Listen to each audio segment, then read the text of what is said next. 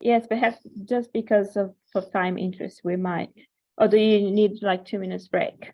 Do you guys want 2 minutes break? Get some water? Oh, Are you fine to keep that's going? me. Thank you very much. Lisa? Yeah, I think I'm good to continue. Yeah. Okay, so let's keep going then. Thank you. Awesome. Well, welcome to the next session. We have 3 talks, 2 15-minute and 1 5-minute talk. The first speaker from today's session is Betsy Williams. She works at Stats New Zealand in Christchurch. When I asked her for an interesting fact about herself, she said that she taught her nieces about what she does for a job in terms of the census by doing a census of their stuffed animals, which came out as unicorns being the most common stuffed animal type of her nieces. I'd now like to welcome Betsy with her talk, which is called Design Assurance Test and the Dress Rehearsal for the Census of Aotearoa, New Zealand. Thanks, Betsy.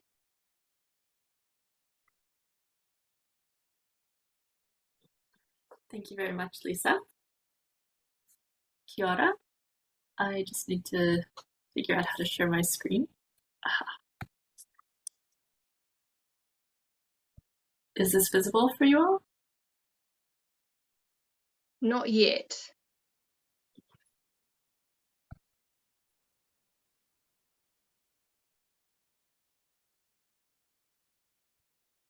Yes, we can see that now. Thank you. Wonderful. Thank you. Is it as a slideshow? Not yet. We're still in PowerPoint view.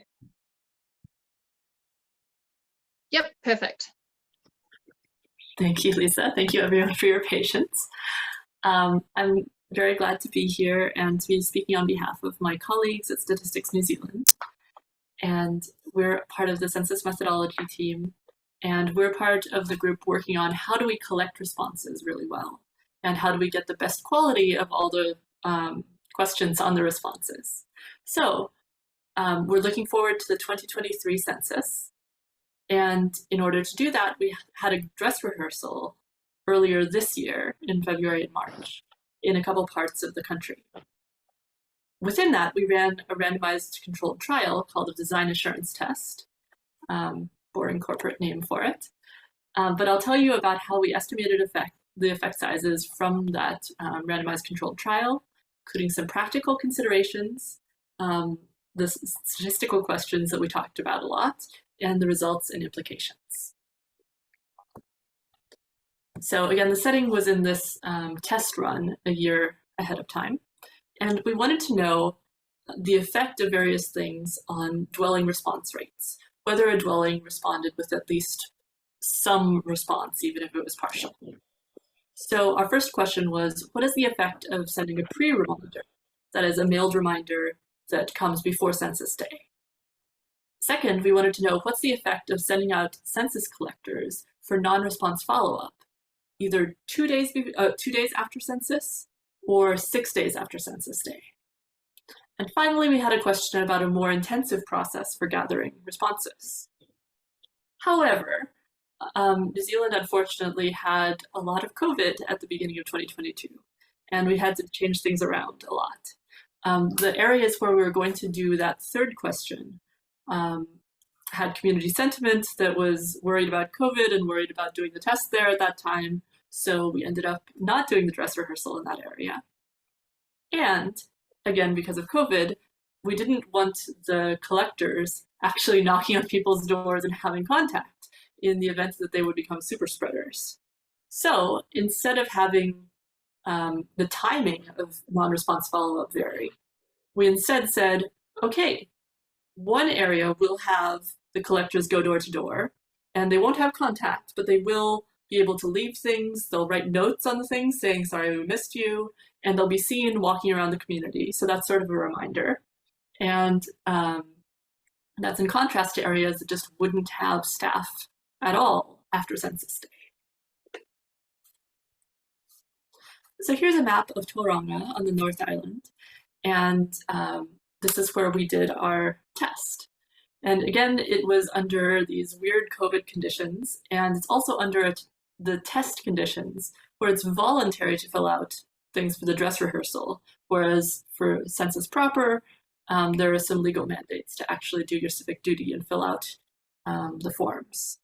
So it wasn't fully generalizable to the context we might care the most about, but an RCT is really important about internal validity. That is, do we have the different conditions controlled well against each other? And an interesting wrinkle here was we had a nested structure. So we have private dwellings where people live, and those are nested within mesh blocks, which are sort of neighborhoods of maybe 30 to 100 private dwellings, but it varies. And then those mesh blocks are nested in statistical areas. So on this map, the black lines represents the statistical areas, SA2s, and then the colored blocks inside of those are the different mesh blocks. And you can see that we did a stratified randomization so that within each SA2, each mesh block was randomized into one of the three groups, and so they're colored thusly on the map. So here are the three conditions we had. We did it as a 3-armed trial, and all three of them got certain things mailed to them in the post. 2 weeks before Census Day, they all got a call to action letter that had both physical forms in that case and a link to online forms. And then for the dwellings that didn't respond, they first got mailed a reminder after Census Day, a few days, and then another one sort of a week and a half after the second one if they still hadn't responded. However, what differed was that treatment conditions A and B got a pre-reminder sent 3 or 4 days, that arrived 3 or 4 days before Census Day, and then again, treatment condition A had actual staff doing the follow-up, even though it was without contact, whereas the other two groups did not have any staff. So this part's my favorite part. I love causal inference. However, randomized controlled trials are the simplest form of causal inference. In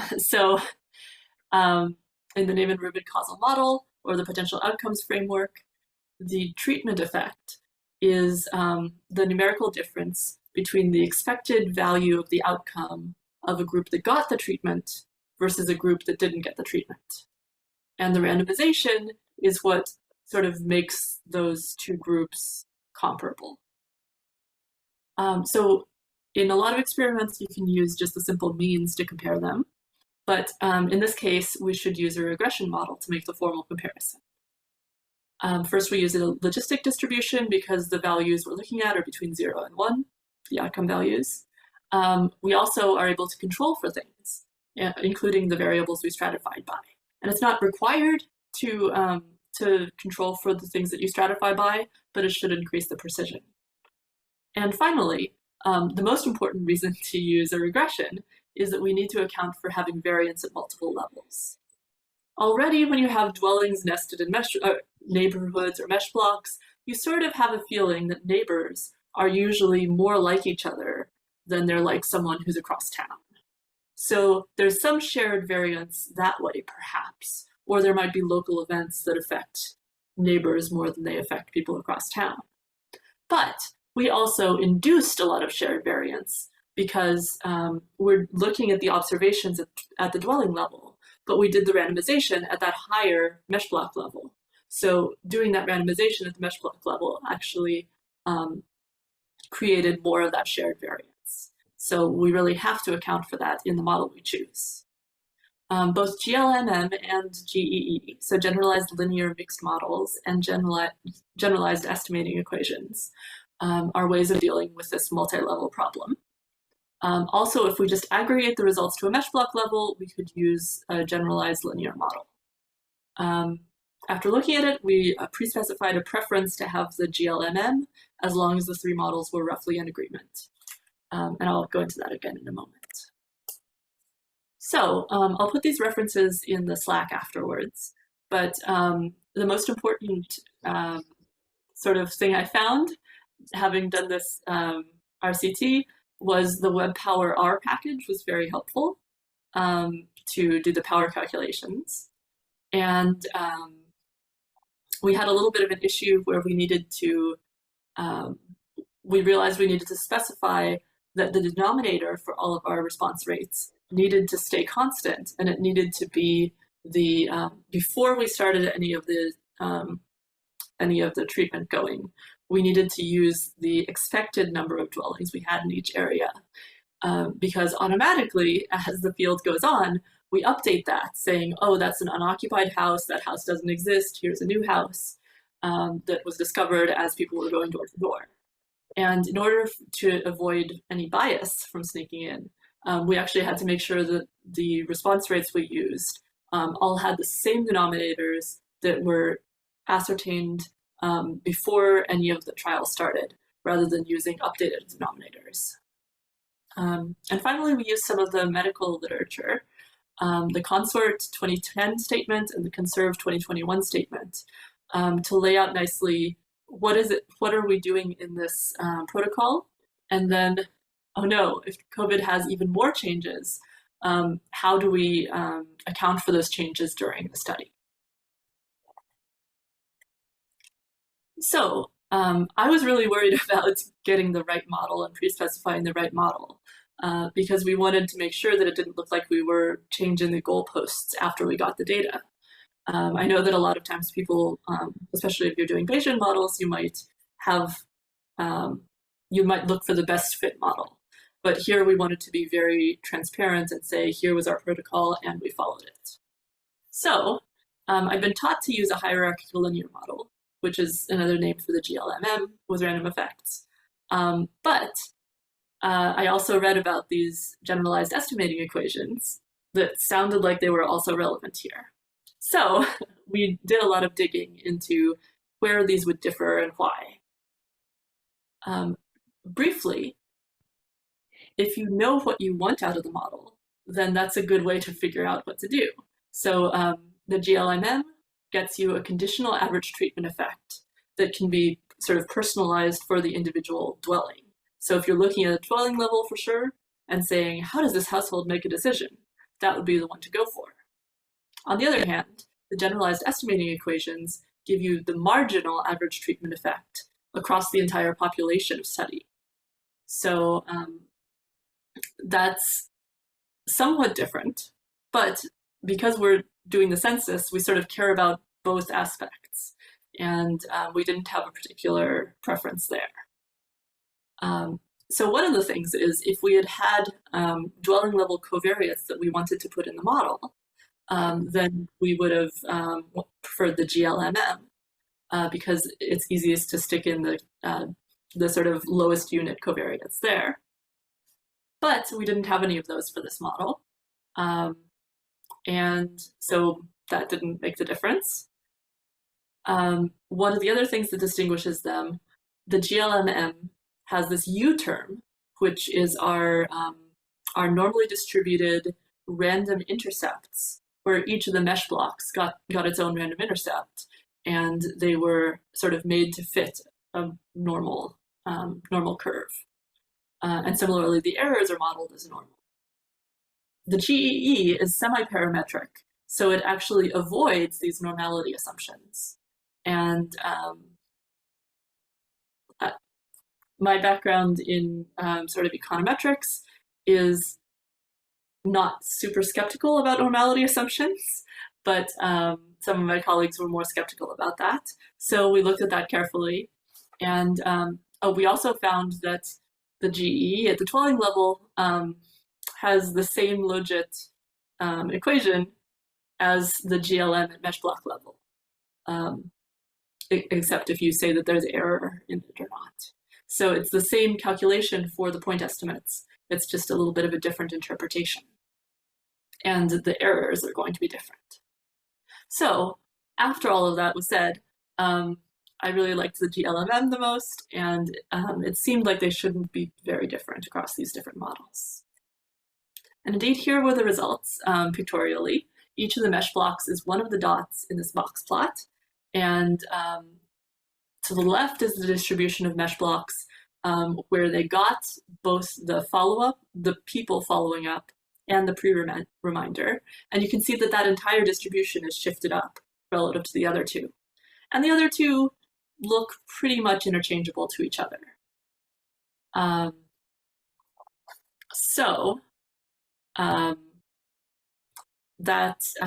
Also, none of them look particularly non-normally distributed, so that doesn't give us a red flag about choosing the GLMN. So here we go. And again, this might be a tell that I was trained as an economist, that I have this, all of my models lined up with a column for each model. But here are the first of the 3 models that were testing the effect of a pre-reminder across those 3 different specifications. And the point estimates turned out to be exactly the same and very close to 0. And the standard errors for each of them in the parentheses are actually, the standard errors are larger than the point estimates. So there's really no distinguishing these from 0.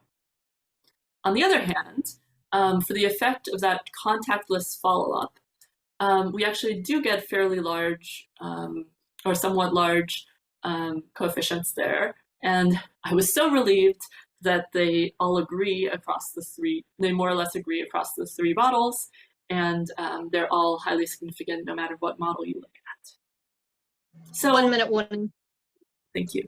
We can conclude that the NRFU, the non-response follow-up, did give us a significantly, statistically significant effect on the final response. And indeed, translating it into the actual numbers we're looking for, the response rate, or the probability of response, was 6.7 percentage points higher for the groups that got people coming to their doors rather than people who didn't get that. And so that means it's a contingency plan. If we have to deal with COVID in the real census, then we can still rely on that. Actually, here's a look at how the response rates evolved over time. And very briefly, you can see that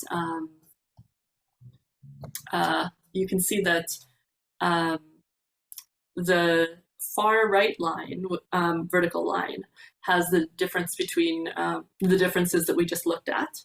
But if we look at the line that's 2 days after census day, you can just see that that there was an early uptick from the early reminder. And that means that we could actually get value from that. So we did an exploratory analysis and learned about that. So thank you very much for your time. And I'm, again, very glad to be here. Thank you. Thank you for your talk, Betsy. I see that there's no questions popped up in the Slack yet, but I'll just have one for you regarding the stratification that you do. Is the stratification that you're doing, like in Tauranga, is that generalizable to the rest of New Zealand when you roll out the census to the whole country? We didn't look for, so if I had talked more with my colleagues who were doing some of the sample surveys, maybe we would have done different stratification. But our main focus was just saying within each of the SA2s, we wanted about 1/3 of the groups to be in each of the 3 conditions. And there were also things about mailability within those within those SA2s, as well as the size of, like, the number of private dwellings in those mesh blocks, but not representative across the country, unfortunately. Okay, great. Thank you very much for your talk, Betsy.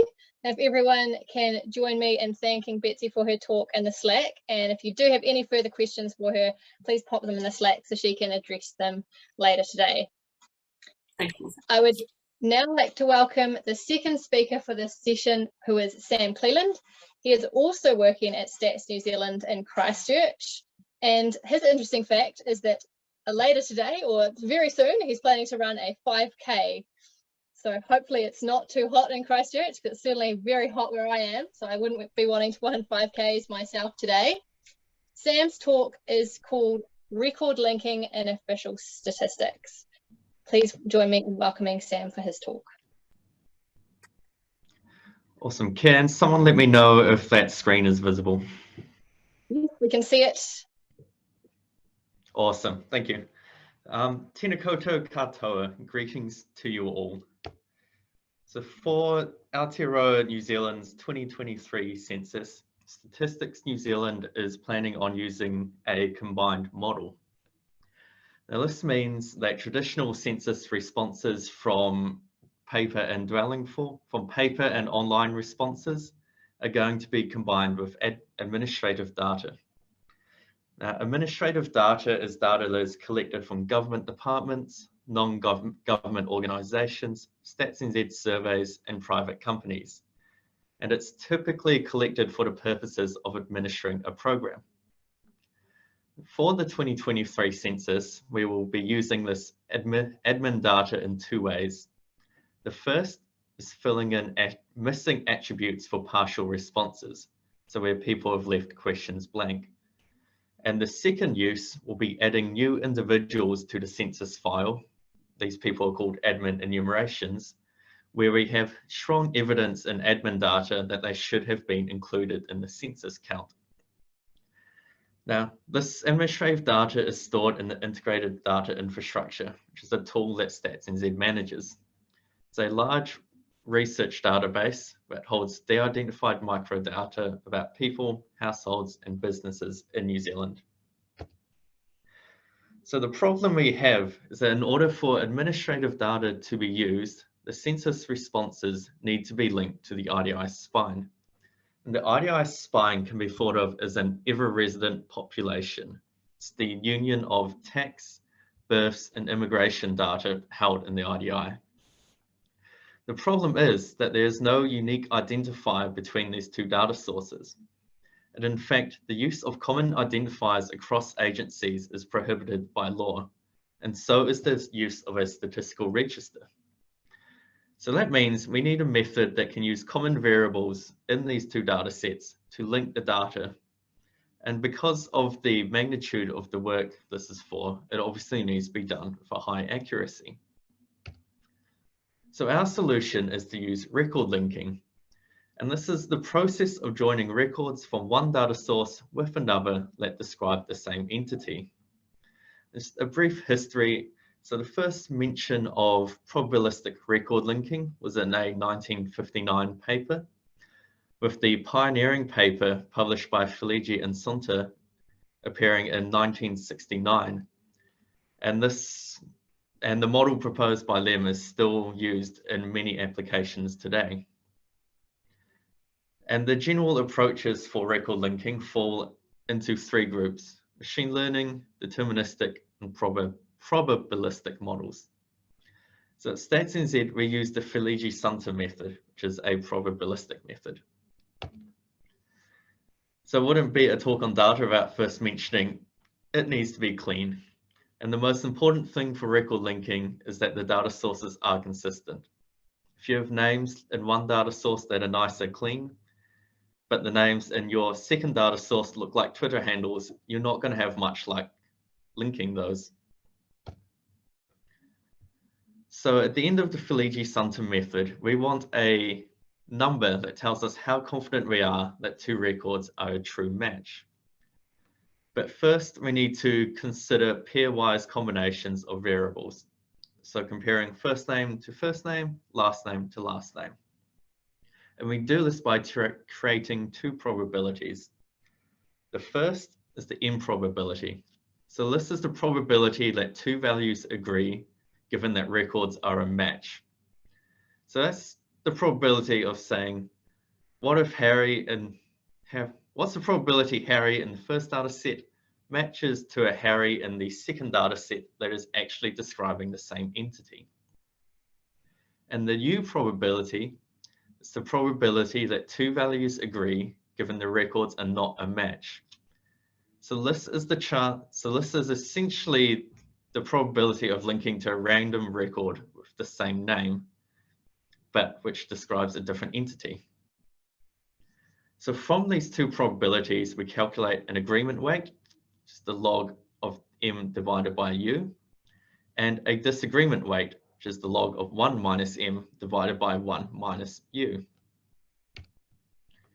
And to get a combined linking weight, we sum over all of the columns we are making a comparison for. So in the case where the agreement weight is the highest of those two values, we add that to the combined linking weight. Whereas if the disagreement weight is highest, we subtract that from the final linking weight. So for Harry Potter, all his records match, all the columns match in both the data sources, so he will get a high combined linking weight. Whereas if we compare Ron and Molly Weasley, only the last name matches, so that record comparison will get a low linking weight. So it's important in here that we're considering the quality of the linking. And we use 3 rates for measuring this. So they are the linking rate, which is the percentage of census responses that are linked to the IDI. The false positive rate, which is the proportion of census responses that has a true match in the IDI, but they're not linked to that record. False negative rate, which is the proportion of census responses that has a true match in the IDI, but was not linked to any records. And we know that the automated linking processes we use can be biased. So it is super important that we are ensuring that any subpopulations, so populations broken down by age, ethnicity, sex, gender, geographic location, are fairly represented in quality metrics. And because this goes into the census, this is super important because we do not want to bias any counts or metrics that may affect funding or other services being provided to these subpopulations. But because we have no source of truth, if we did, we've just done a lot of work for nothing. So we have to estimate these false positive and false negative rates, which can be a challenge. So for estimating the false positive rates, we have 2 methods. One is an automated software, which makes an estimate from the first name, last name, sex, and date of birth. And the second method for false positive rates is a clerical review of a stratified sample of links. So this is a person or persons manually going through a list of links and saying, yes, that looks right, or no, that is wrong. And both of these methods have their limitations. We know the automated software we use makes some assumptions that does not hold true in all cases. And for the clerical review, having someone or a group of people sit down can take a lot of time and resource, which can be better spent elsewhere. And for estimating the false negatives, this is an especially hard challenge because it is impossible to say out of about 10 to the 13 possible record pairs which ones are actually true matches and if we have missed any of them. So we use an estimate based on using a population we can be sure in the IDI. So the spine is made up of tax, births, and migration data. So we select a population from our links that were born in New Zealand and are currently paying taxes because we can be sure that they should be included in there. And we can then estimate the false negative rate as the rate of the missed links. But this also has some limitations. We know that for other populations, especially children who are born overseas, this assumption does not hold and the actual false negative rates are likely to be much higher. And because we don't live in a perfect world, decreasing one type of these errors tends to lead to an increase in the other, and this needs to be balanced, both for the purposes of the census and for the post-enumeration survey. And the post-enumeration survey is the official under or overcount of the census, and their methodology is able to spot false positives, but not false negatives. So we tend to lean towards including more false positives. So going back to selecting a threshold, which I just forgot I didn't mention in that previous slide. So after we've applied the Flegge-Sumter method, we get a continuous distribution of combined linking weights. And what we need to do is select a cutoff threshold in there. And from that, we can say any link that is above that threshold, we're confident that that is a true match, and anything below, we're not confident. So to do that, we create these plots and we separate our links into two classes. So near exact in blue is a link that meets conditions for the first name, last name, and date of birth. And that is normally allowing X amount of substitutions in a name to agree that it's a match. Whereas a non-exact link, shown in red, fails one or all of these conditions. So the aim is to select a threshold that clearly divides the near and non-exact links. So in this plot, we would choose one around 18. And after we've done this, we need to go back and look at our quality metrics and decide if we've unintentionally biased any subpopulations, and if we have, we need to return and adjust our thresholds until we are satisfied. But what are the ethics and social license of using a tool such as IDI? So legally, personal information can only be used for the purposes for which it was gathered. But before and continuing its use, the IDI has undergone legal and privacy impact assessments that all agree that the use of the IDI is legally justified.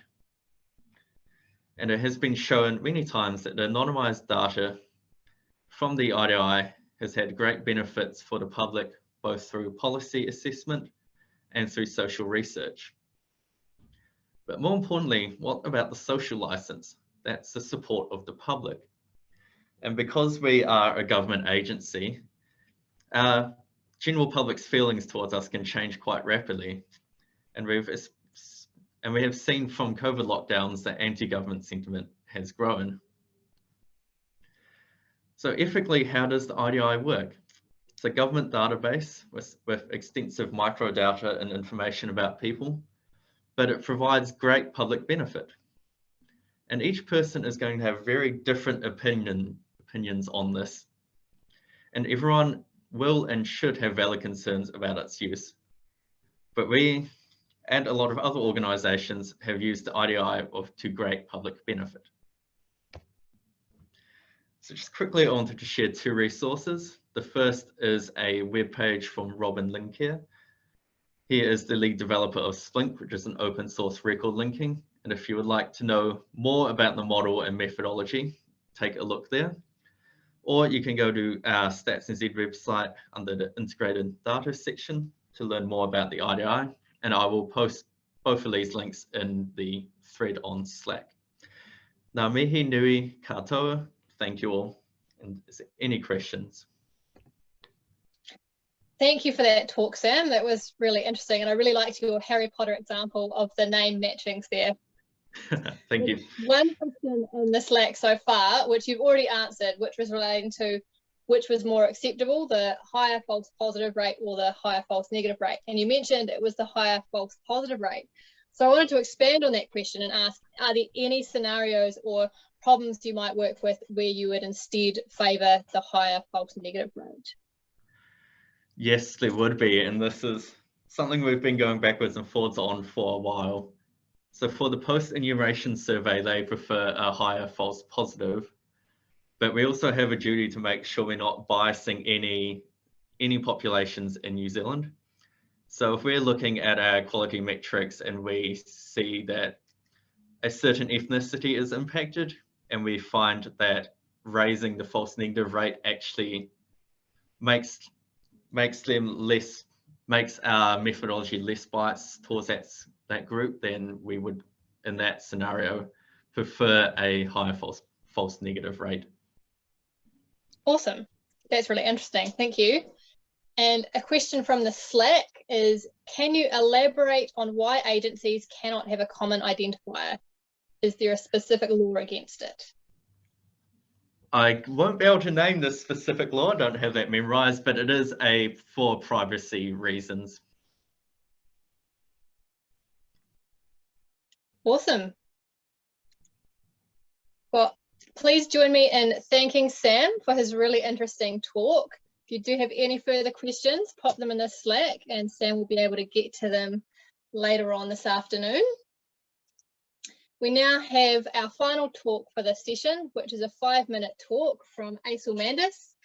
Aisel is based in Melbourne, currently working at Coles as a GIS, senior GIS and data analyst, and is also doing a PhD at Swinburne at the same time.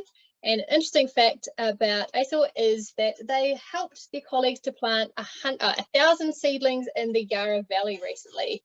But everyone, please join me in welcoming Aisel for their talk entitled Identification and Prediction of Accident-Prone Roads and Black Spots in Victoria, Australia, using GIS and machine learning.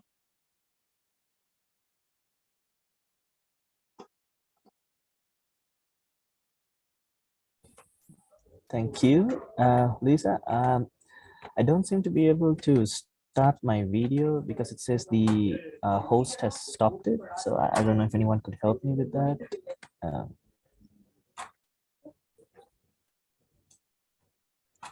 We can see your slides now, so just kick off and hopefully someone from the ECSSMini can help with the video.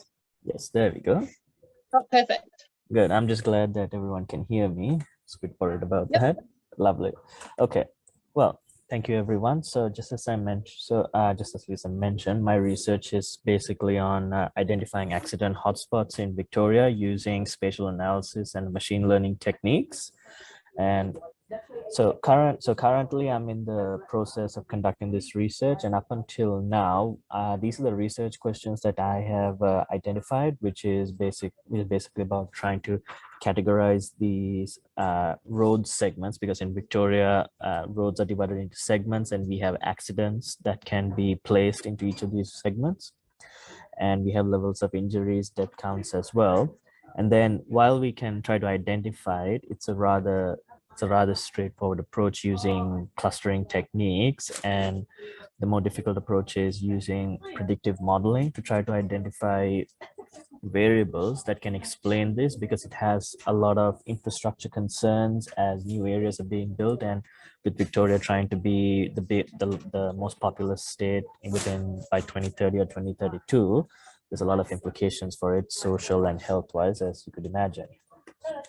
And currently I've done a systematic review looking at about 24 papers that basically ranks previous research according to these 3 factors, which is reporting of the analysis results and the method, and the actual use of method. And you can see that they're quite variable, really. There's a bit of research lacking, is what I have noticed in this field, and my research will look to plug that gap. So currently, these are some of these are the main predictors that they have been using. And to be honest, there has been quite a lack of a comprehensive modeling approaches. They've used almost an either-or approach. And part of the reason, I think, also has to do with where they are and the data collection in their relative countries. So they've used various forms of accidents, demographics, road types, and point of interest data as well. And these are the gaps that I've identified, that there's no consistent definition across countries, and there's an inadequate selection of predictors, and there's no differentiation from metropolitan and non-metropolitan areas. So if you're in Victoria in Australia, for example, you would know Perth, Adelaide, Melbourne, Sydney, for example. They're very metropolitan and very dense. But then you have the country areas as well, which are quite different in how people live. And if you're in New Zealand, I would say, the equivalent would be Auckland, Christchurch, Wellington. And then, you would have much more regional country town areas such as Napier and areas in the Bay of Plenty, Nelson, for example. So those are the kind of differentiators which has not been done before. So, for example, these are some of the definitions of black spots that you could find in just a few countries. And you can see that they are quite different, but their consistency is where it has to be fatal accidents within a certain period of time. But the key thing here is either accidents or fatal. So it kind of negates a lot of things that happen in between, injuries, and the fact that there is still an accident happening. And this is the kind of thing that's troubling, where you can't use other people's research almost to kind of implement into your own policies. So some of the methods that I'm looking at in terms of finding black spots is not just looking at accidents, but also the levels of injuries, deaths, and possibly a combination as well. So the process you'll be using is that on the bottom, you could see the road segments where I will have accident and injury data. I can use spatial clustering methods, for example, to find out what the hotspots are. And then when I finally identify those areas, I can use predictive modeling techniques to kind of identify the explanatory variables, because this is what's going to take it over the edge, but it has to be a comprehensive model.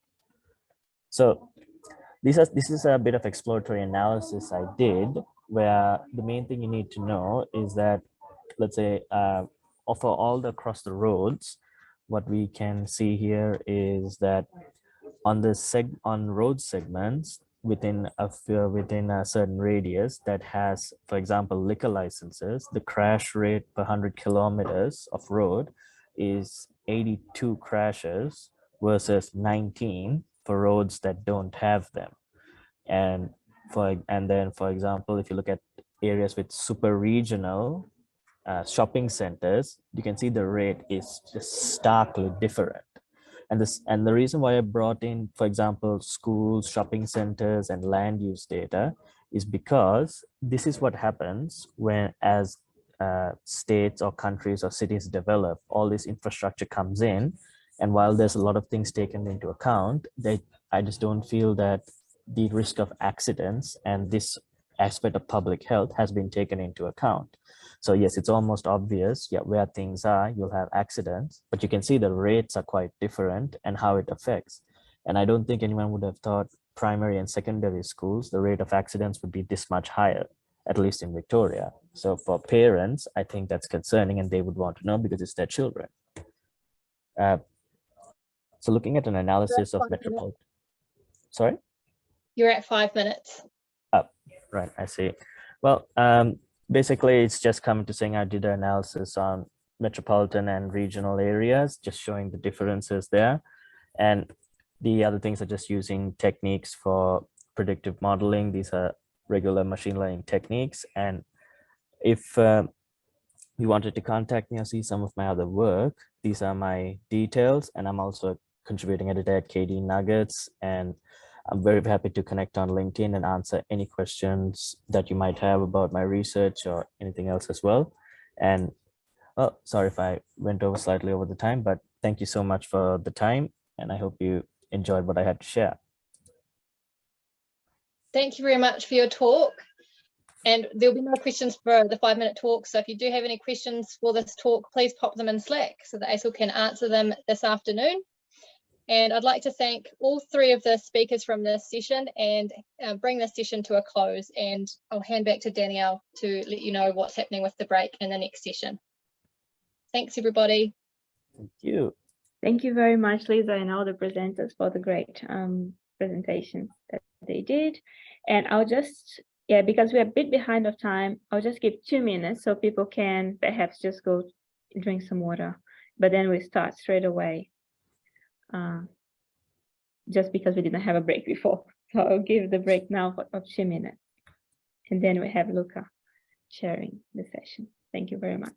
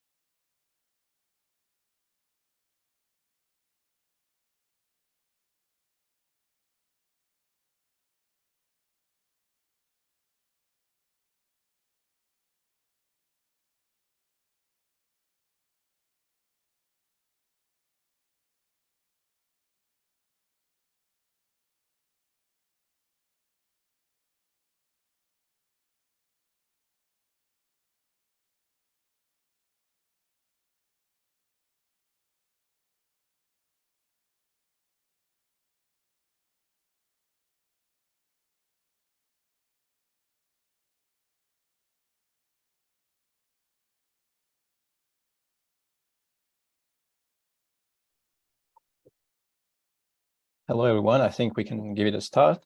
I'm Luca Maestrini, and I'm a postdoctoral research fellow at the Australian National University in Canberra, and I'm chairing the Abstracts 4 session, which includes a 15 minutes presentation, followed by 3 presentations of 5 minutes each.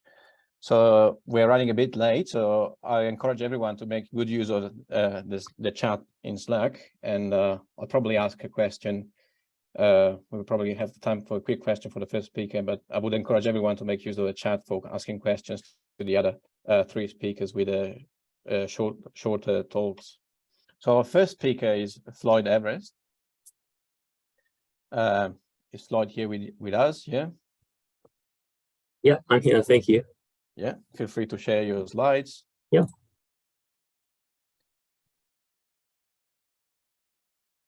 Can you see my presentation? I should probably hide the meeting controls. Not yet. Oh, you can't? Yeah, now, yes, yeah. Oh, sorry, yeah. Yeah. So you have 15 minutes for your presentation, including time for a quick question, perhaps. Great, okay. All right. And the title of the presentation is Auditing Ranked Voting Elections with Dirichlet Models. Thank you for the introduction. Yeah. So yes, my name is Floyd. A little bit about myself. I just recently finished my Master of Science in Data Science at the University of Melbourne. But that course is a little bit of a bandwagon, so I do resent that, and I prefer to refer to myself as a computational statistician, or at least in training. And I'll be talking today a little bit about my work for my master's thesis, as well as I volunteered a little bit with my supervisor, and we submitted a paper to, or 2 papers to some conferences. I'll talk about that in a moment. But first, I'd like to acknowledge my supervisor, Damian Vukcevic, and our co-authors, Michelle, Philip, Peter, and Vanessa, as well as Ron, who gave a lot of helpful tips when we were developing this method. I'd also like to thank the ARC for their funding, which enabled me to go to Europe in early October to present in person at one of the conferences we submitted a paper to. Now, I'd just like to go over the title of this presentation. It's called Auditing Ranked Voting Elections with Dirichlet Tree Models. But really, it's to paint a picture of the scenario we're in is suppose that an election has taken place and the outcome has been reported. So everyone on television is telling you Donald Trump won, and really your job as an auditor is to make sure that that is correct. And what you have access to is the true paper ballots, whereas the reported outcome may have been computed based on scanned ballots, and you don't know if something went wrong somewhere along the automated counting process. But you have access to the truth, and you want to just pick up some ballots at random and look at them and decide whether or not it's likely that the outcome is true. So let's just talk a little bit about some voting systems first. The most canonical of which is plurality voting, where voters just choose a single candidate, and then whoever receives the most votes wins the election. So let's consider a quick example where it's a 3-candidate contest, and we're voting for who the best singer is. Candidates A, B, and C. The first is A, Aretha Franklin, B, Beyonce, and C, and apologies for leaving the caption blank. So in this example, Beyonce receives 45 votes and wins simply because 45 is greater than 30 and 25. This voting scheme is very simple and is hence very popular in primary schools. I was elected as boy house captain in my primary school in grade 6, but it's also used in high schools where house captains may be elected. But also quite notably it is used in the US presidential election. But we're not in the US, we're in Australia. And here we have ranked voting, where voters rank candidates by preference, first to last. For example, in the Higgins electorate, here's a sample ballot where there are 8 candidates, and voters are asked to rank their preferences from first to last. For example, they could do this, but anyone clued into Australian politics will realize that this is nonsense, since no one would vote Liberal, Labor, Liberal, marriage equality, and so on. But you could do this, it's just very unlikely. Now, once your voters have submitted ballots that look like this, there are a few ways you can determine the outcome of the election.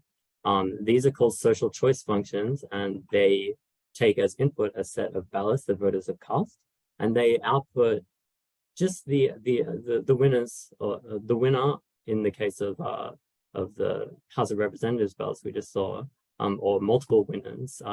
For example, in the Senate ballots, which is called STV, the social choice function. STV actually elects multiple winners. So we use this in our to elect our senators during our federal elections, and in particular, we are motivated not to create an audit for IRB, but instead the future goal is to audit STV. Since STV is very hard to count, and in Australia we actually make heavy use of automated methods like scanning, but they are not adequately audited so far because it's quite difficult, and there's no statistical audit for STV in general, only for very simple cases like 2-seat victories. So let's look at IRB because that's what we tackle in our papers. And the algorithm for computing the social choice function is as follows. You group all of the ballots cast by first preference, and if a candidate has majority, more than 50% of the preferences, then you stop and declare them the winner. But if not, then you pick the candidate who has the fewest, and you take all of the ballots in that attributed to that candidate, and just redistribute those ballots according to their next preference. And then again, if you check if any candidate has a majority, and if not, then you pick the fewest and then redistribute, and so on and so on. So here's an example. Suppose our ballots, we count this many of each ballot. For example, 15 people chose A and then B and then C. 25 people on the right chose C and then B and then A. So to count the votes, we keep a tally for each candidate. And in round one, we group them by their first preference. So we see 30, 45, and 25. But no one here receives a majority. So we eliminate the candidate with the fewest first preferences, C. Oh, sorry. Yes. And all of these ballots would be attributed to candidate B. And my next slide's counts are actually incorrect here. B would win this election with 70 votes. Now, let me talk a little bit about auditing frameworks.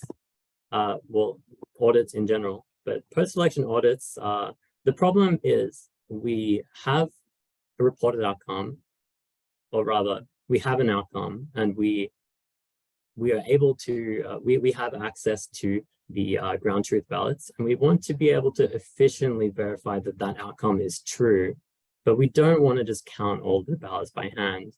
We just want to look at a small sample of the ballots and use statistical rigor to infer the outcome. And one such framework of conducting a post-election audit is the ballot polling framework. And all we need for this is to know the reported winners and have access to those ballots, which I mentioned before.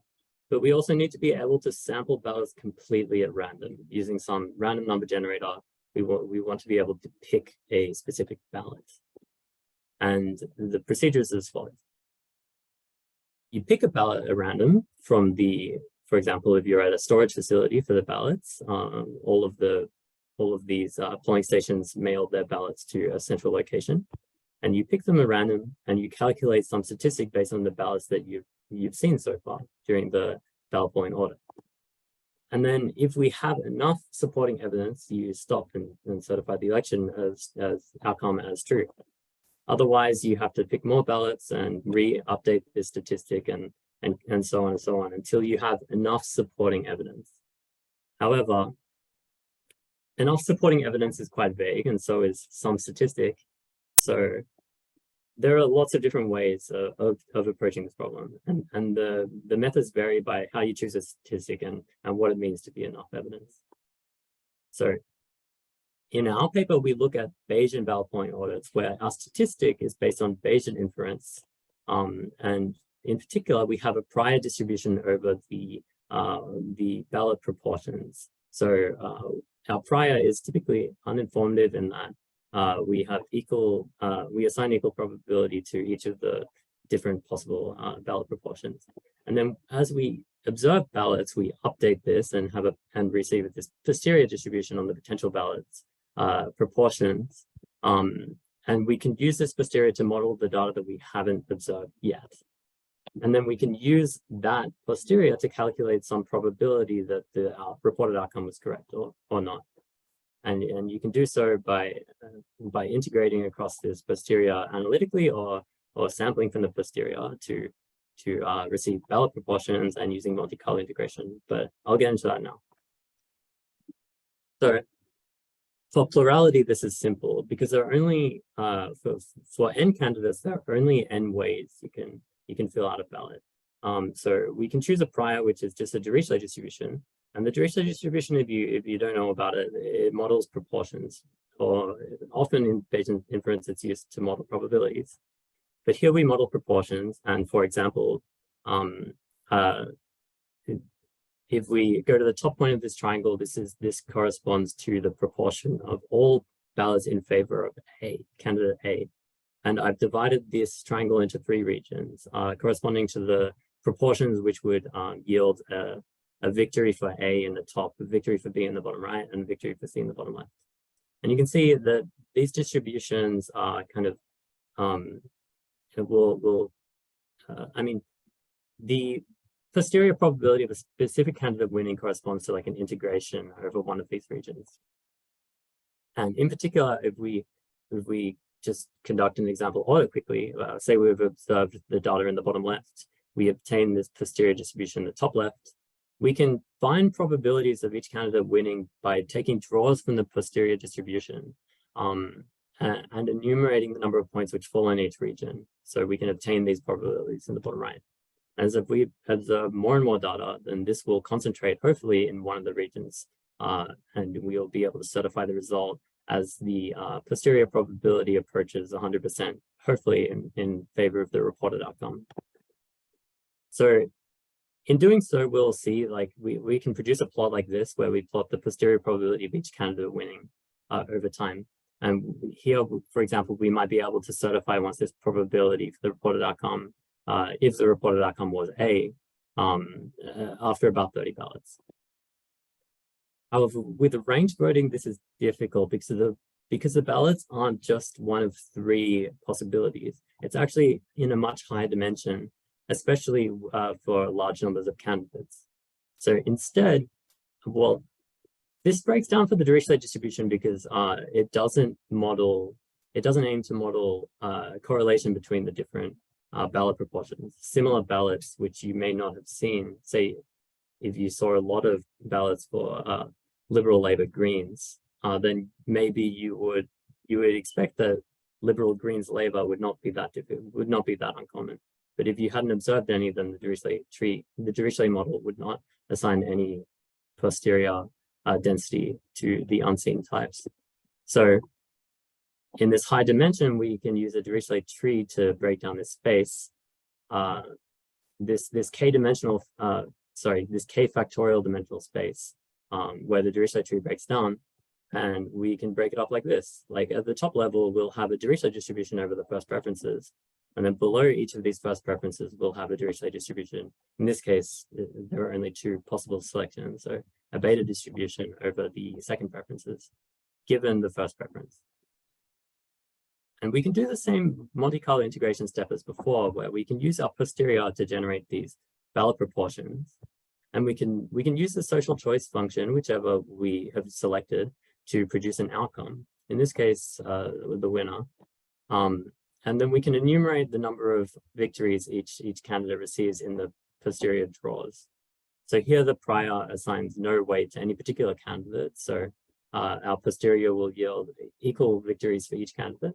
But as we observe more and more data, then this will concentrate one of these closer to 1, hopefully the reported outcome. And here we can see we'll get a similar plot.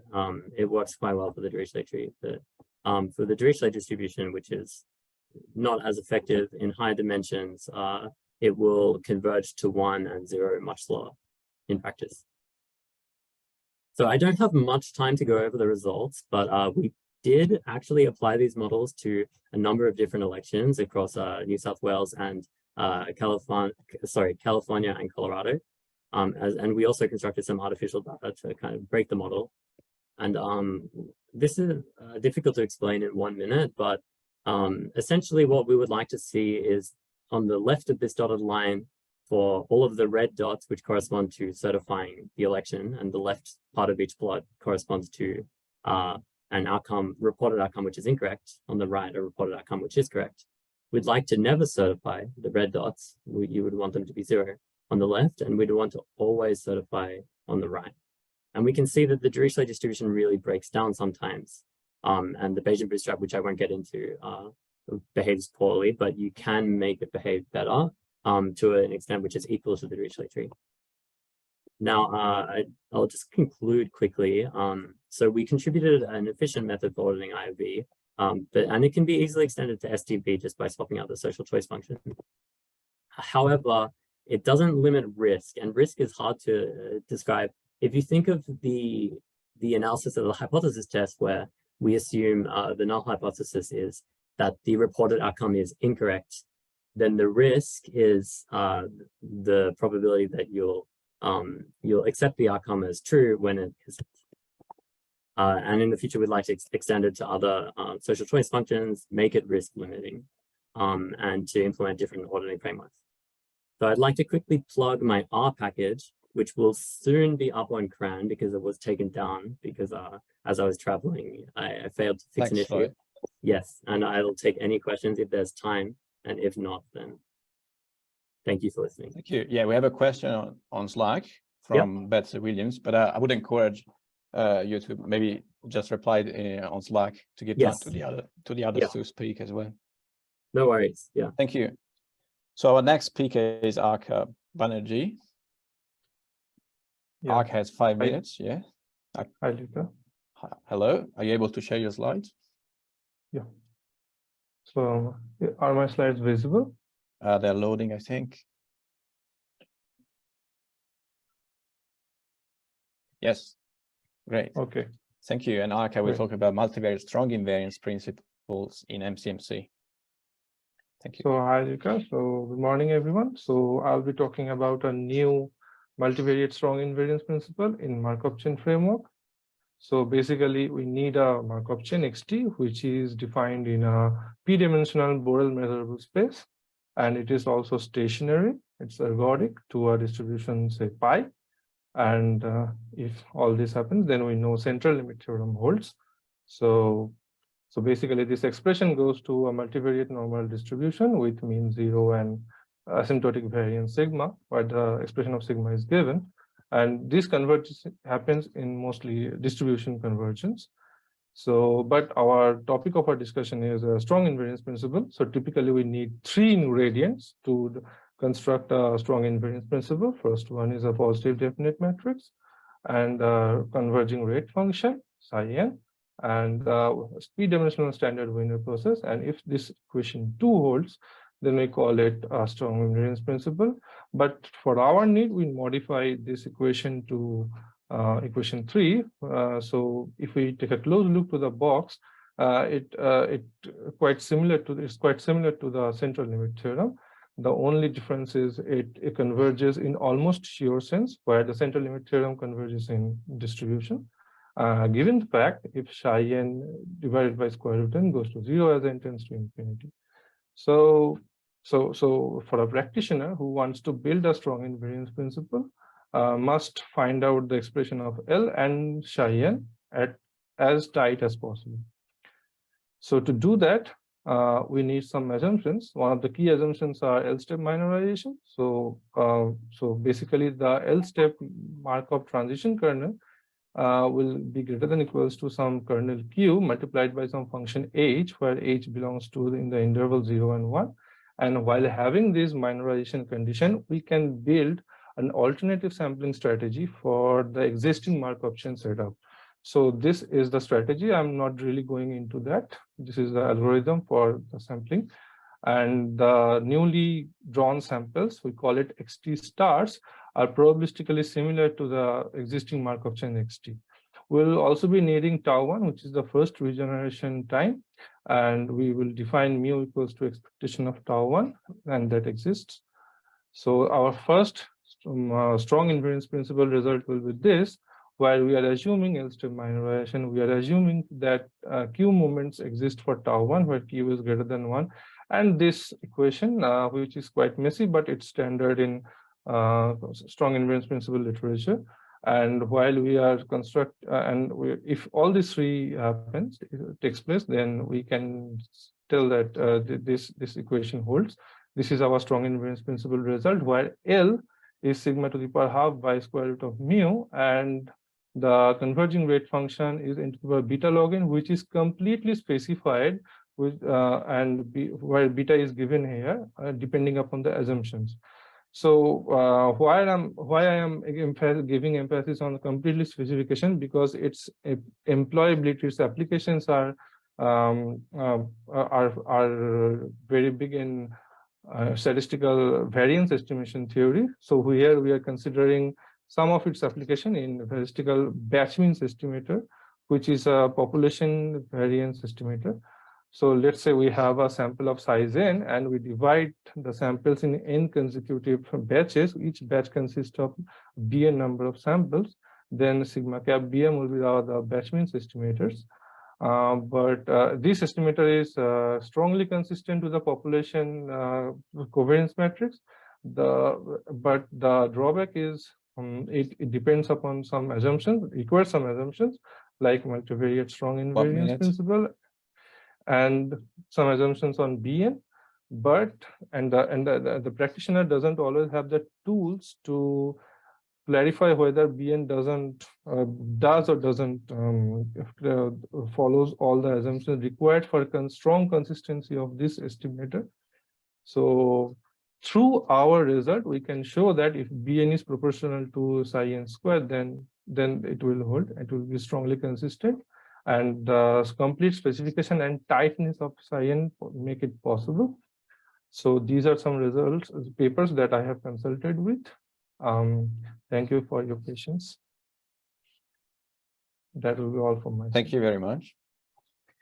It was quite interesting, actually. So feel free to post your questions for Arca on Slack. And it's now time to introduce our third speaker, Han-Wen Swan. Yep. Hello, Luca. Hi, Can you hear me? Yes. Could you share your slides, please? Yes. Yeah, we can see your slides. Okay.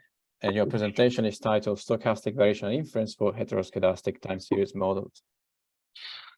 Yes. Hello, everyone. My name is Han-Wen Xuan, and today I'm going to talk about something related with variational inference. And as you can see, Luca is actually one of my supervisors. Let's talk about some motivation about our projects. So we are trying to do something with a coupler-based portfolio optimization problems. And the coupler enable us to model some multivariate distributions by modeling univariate marginals and dependent structures separately.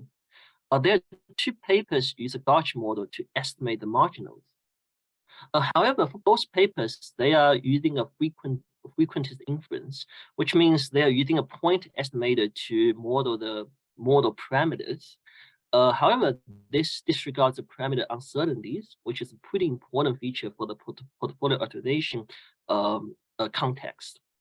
So we are trying to do a Bayesian inference, and MCMC simulations is one of the most famous Bayesian inference techniques. It gives us a full posterior distribution of the parameters which we are interested in. Which means there's no underestimation for the model. In theory, it should provide us a better portfolio. A lot of you guys probably already know, so the volatility of the returns of any financial asset is not constant. Gauge model is the first financial model which is able to capture this feature. Let YT be a T times 1 times series data sequences. It can be the stock price, for example. Now we can model this YT by this time varying volatilities and multiplying this error term. And here we assume this error term follows a standard distribution with a mean 0 and a variance 1. Andrea in 2008 developed some Bayesian estimation methods for the gauge models. However, for for this, it can be a bit slow and the samples are correlated. So now we move to some main idea of the variational inference. So the idea is rather simple. So we are trying to find a closest variational density, q lambda theta, to approximate the posterior distribution p theta given y. And here we assume the variational distribution q lambda theta is the multivariate Gaussian distribution with the mean mu and the variance covariance matrix sigma. It turns into some sampling techniques into an optimization problem. So we just need to minimize the KL divergence from this variational density to the posterior distribution. For some of you guys familiar with this topic, this is actually equivalent to maximizing the evidence lower bound elbow, which has a mathematical formula stated here. This quantity is pretty hard to get a closed form solution. That's the reason why we have to use some stochastic techniques to estimate this quantity. And the control variables and the representation tricks are the two variance reduction techniques. And in general, representation trick is actually should be faster because it's actually use extra information by taking the by computing the gradient of this evidence lower bound. Here we are able to discuss some results with you guys. So here we assume the error term is followed by a standard skewed t distribution, and the true posterior distribution is estimated by a very, very long MCMC chain. Here we assume it's 1 million MCMC samples. As you guys can see, for both control variables and the representation trick, it's almost provide identical results as MCMC. The overlap it's around 100%. So we would say our results provide a pretty accurate and reliable estimation. And here we have done actually more simulations. So there are actually 50 simulated data sets with 1,000 observations are generated for each different gauge 1 models. As you guys can see, both control variates and the representation trick is faster than MCMC. So the control variate method is around 30% to 100% faster than MCMC, and the representation trick is actually even better. It is around 2.3 times or 7.5 times faster than MCMC for each different type gauge model. So let's conclude. So the variational inference approximates the posterior densities of the gauge models reasonably well, and the representation trick is much faster than MCMC and also the control variate method. Yes, this is my talk. Thank you very much. Thank you very much, Wen. And if you have any questions for Wen, please feel free to post them on Slack. And it's now time for our fourth speaker, the last one of this session, Xian Li. All right, yeah. Hi, how are you? Yeah, hi. Yeah, feel free to share your slides. Yeah. So can you guys see my slide? Yeah, okay, cool. Yeah, thanks. Yeah, and thanks. Your presentation is titled Subbagging Variable Selection for Massive Data. Yeah. Yeah, thanks for this opportunity. So yeah, so this one is a joint work with two of my supervisor. Yeah, so today's talk is about the subbagging variable selection for massive data set. So okay, so yeah, so this is the structure of the talk. So firstly, I will just have a brief introduction on the background of the motivation. So with the development of the technology, we have more and more data available for statistical analysis. So this can be a blessing and a curse at the same time. So the blessing is that because the sample size is large, so we have higher estimation efficiency and we can have more information. And the curse is that because the data is too large and we only have like the limited computation no resources, and also because probably the dimension is high, so we need to do the variable selection. So here we just use the idea of the subbagging to solve this problem. So this one is an extension to bagging. So suppose this one is our original data set, not really big data set. Instead of analyzing this big data set directly, we can just generate a subsample from this data set, right? And this subsample size is much less than the original data set size. And then we can make some inference result from this subsample. Probably we are not only generating one subsample, we are generating mn subsamples, right? And for each subsample, we can have some inference result. Then we can combine those results. Then we can have the subbagging result. So that's the idea of subbagging. So why we need to use subbagging to deal with the big data? The first one is that the subbagging can avoid overfitting. So if you only have analyzed one subsample, probably you will have some problem. And the second one is that because for each subsample, the computation are independent, so it can be performed in parallel, which is one property when we deal with the big data. And the third one is that because here we use much smaller size, the subsample size is much smaller than the original data size, so it can save memory. So that's the reason we use subbagging method. So here is in our previous work, we just solved the theoretical difficulty in the subbagging estimation. So here we can just have a natural question, can we have the subbagging variable selection?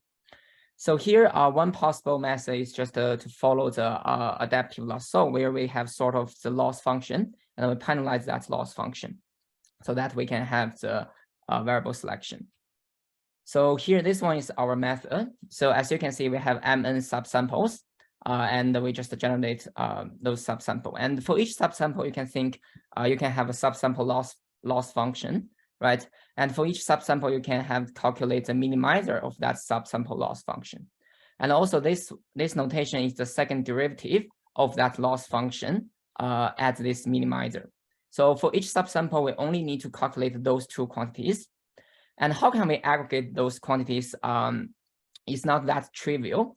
So here we just use the least square approximation to aggregate that one. So you can think this one. Yeah, I'm not going to go into the detail, but this one is just a approximation to the overall loss function. So yeah, we use this least square approximation to aggregate those quantities for each subsample. Then we just penalize this loss. We use this one as the loss function and penalize that one, so we can have the variable selection. So there's two advantages. So first advantage is that because we analyze subsample, so here we just can save memory. The second advantage is that when you calculate those quantities for each subsample, they are independent, so you can apply the parallel computing. 1 minute. Yeah, for this method. Yeah, so I will go through the theoretical property real quick. So here, the first theoretical property is that the convergence rate of our method have the same convergence rate as a full sample estimator. They are all like the square root n consistent.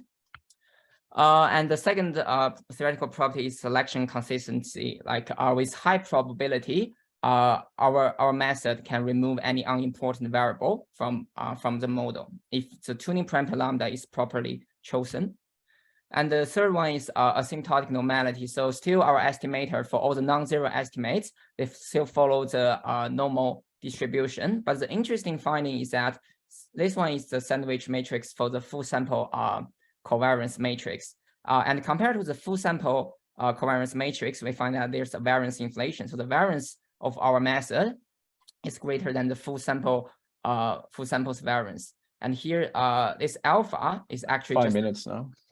Ratio, yeah, between those one. And the intuitive reason why we have such variance inflation is because the same observation is possible to show in multiple subsamples. Yeah, and also we develop a method to choose the tuning parameter lambda.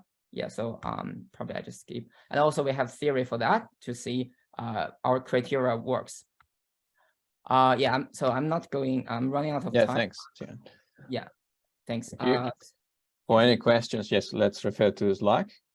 Yeah. Thank you, Xian, again, and thank you to all the speakers of this session, Floyd, Arca, and Wen and Xian. And I think we'll pass it to Daniela now. Thank you very much, Luca, and all the speakers for the great session. And again, we're just giving you everyone 2 minutes before we come back for our keynote session.